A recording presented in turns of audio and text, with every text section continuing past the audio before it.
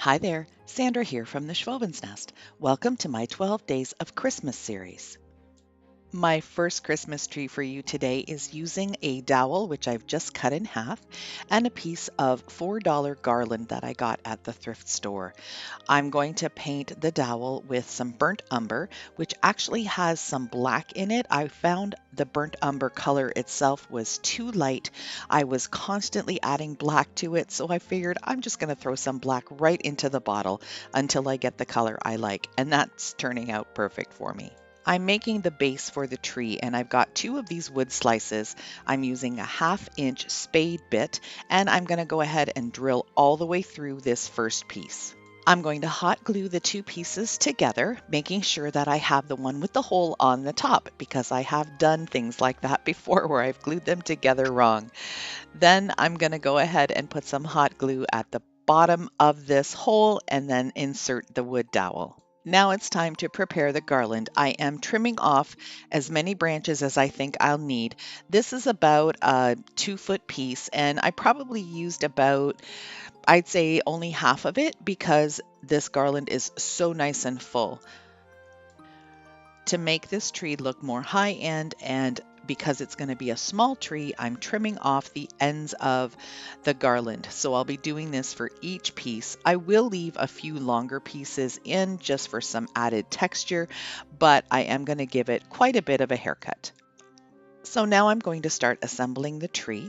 I'm going to wrap it around the dowel just a little bit, and then I'll hot glue it in place. And I'm starting about 1 inch above the base. I'll repeat that until I've got about 6 branches at the bottom.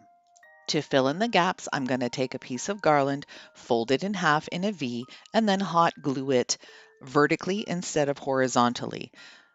You'll see what I'm doing here in a sec. These will be my filler pieces because I'm not going to be able to wind every stem around the dowel.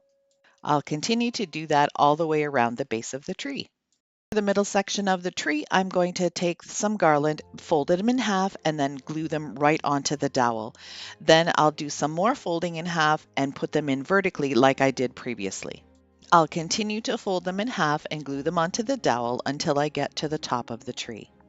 At the top of the tree, I'm taking the garland piece and wrapping it around the dowel to make the branches a little bit shorter. To create the top portion of the tree, I'm taking a piece of garland and I'm folding it into an L shape, and I'm going to hot glue that right onto the top of the dowel. Now I'm just going to cut pieces of garland and I'm going to hot glue them into place and fill in the tree wherever there are some gaps. With the tree filled in as much as I want it to be, I'm just going to take my scissors and trim off any of these really long pieces just so they don't look out of place.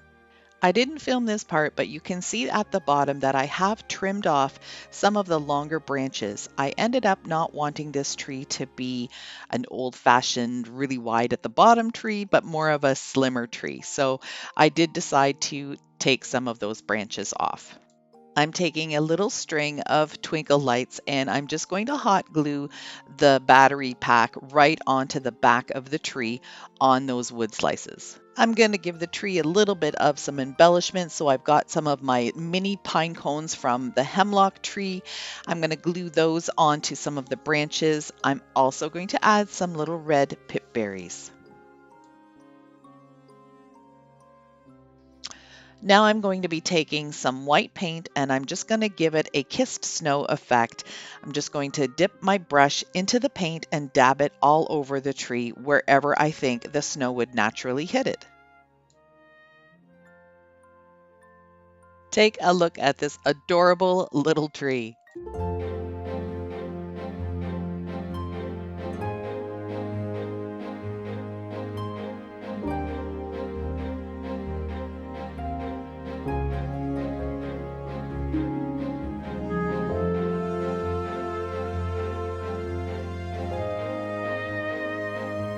My second project is using these corks. They were graciously donated to me by members of my family, Chelsea and Andrew, who are also the owners of the Happy Dog Homestead blog and the Happy Dog Homestead on Instagram. I'll have their contact down in my description box, so please go take a look at what they're doing. They have some beautiful dogs and they have some wonderful adventures that they can tell you all about. So as you can see, I am building a Christmas tree using the corks. They take a lot of hot glue and you've got to have some patience and some time because the hot glue takes a little bit longer to dry on the corks. I think just because of the material they are.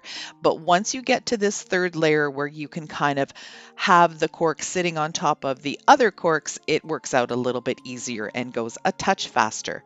So each time I go in about a quarter of an inch or so because I want to build that tree from larger at the bottom to smaller at the top.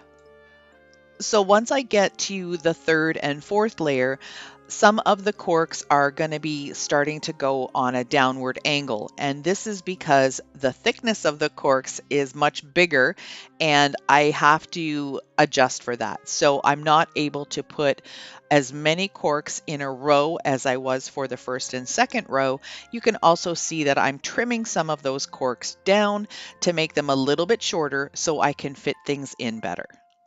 So I'm almost at the top and you can see that I've only got about 4 or 5 corks on each layer at this point. I'm going to be needing to trim some down, make them a little shorter, and then I'm also going to be trimming some and filling in the gaps all the way around the tree. So all along, I've been using my miter shears to cut the corks, and even though they're not softened and they're just the original what they are, look at how it goes through just like butter. It's awesome. So if you don't have these miter shears, they are linked down in my description box. You got to get yourself a pair. So trimming this on an angle is going to help me kind of fit those corks in a little bit better. For the peak at the top of the tree, I took 2 corks and I cut them at a 45-degree angle and glued them together. And now I'm just going to hot glue that right on top of the tree. To attach a base to the tree, I glued a wood slice right inside the bottom layer, and then I'm going to hot glue another stack of 3 slices right on top. I am super happy with how this tree turned out.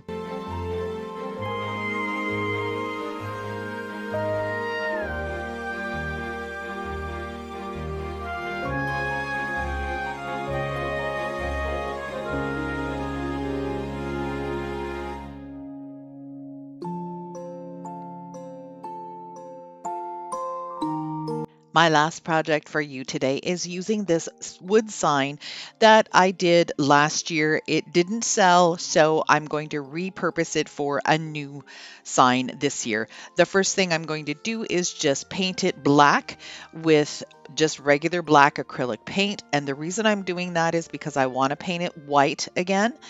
But because there's already some black print on it, it's not going to cover very well with the white. So I always do a coat of black first and then go over it again with white. Now I'm going to take these mason jar lids. They are zinc and they, of course, they were from a thrift store. I think it was 20 in a bag for $2. Taking my miter shears, I'm just going to give this a good squeeze, and you can see that it does bend pretty nicely. It's not going to cut all the way through, but what I need to do is just wiggle the lid back and forth, and then it just will pop off. The first cut is the hardest, but the second and third cuts are pretty easily because you can grab the end of that lid and just wiggle it off. I had to figure out a way how to glue these together and then also glue them onto the board. Hot glue doesn't work very well, so I'm using my Starbond medium thickness glue and the accelerator. I'm using some white pipe cleaners or chenille stems, if that's what you want to call them, and I'm gluing that onto the ridge on the inside of the lid. Then I'll spray it with the accelerator to make it dry really fast. I'm going to continue that process until I get the rows that I need. I'm going to start with 4 pieces at the bottom, 3, 2, 1, and just work my way up so I have the shape of a tree. You can see I have the shape of a tree at the top there, but I'm going to be working on this board now. I just need to give it a couple of coats of chalk paint in linen white. I wanted the tree to have a wood base, so I found this really thin piece of scrap wood, and I'm just going to hot glue that right onto the sign. I'm going to be placing the hot glue right where the chenille stem hits the sign, and that's going to make sure that everything stays glued in place.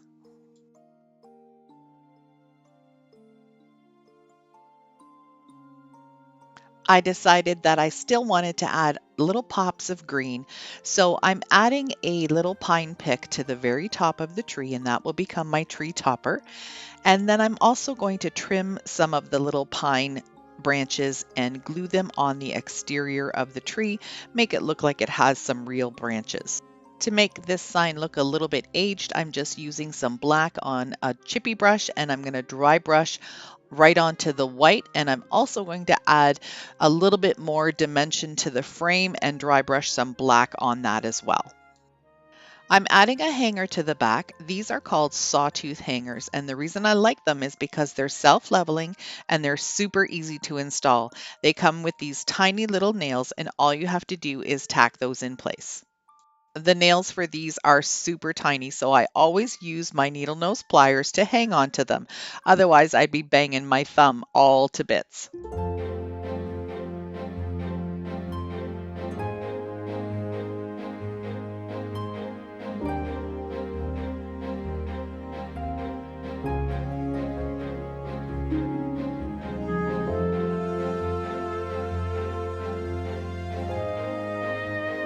I just love how all 3 of these trees turned out. Please let me know in the comments which one you like best. Thank you so much for watching. I really appreciate your support. If you're new to my channel, I'd love for you to stick around a while. Hit that subscribe button. Those 2 black arrows will show you exactly where to click. See you in the next one.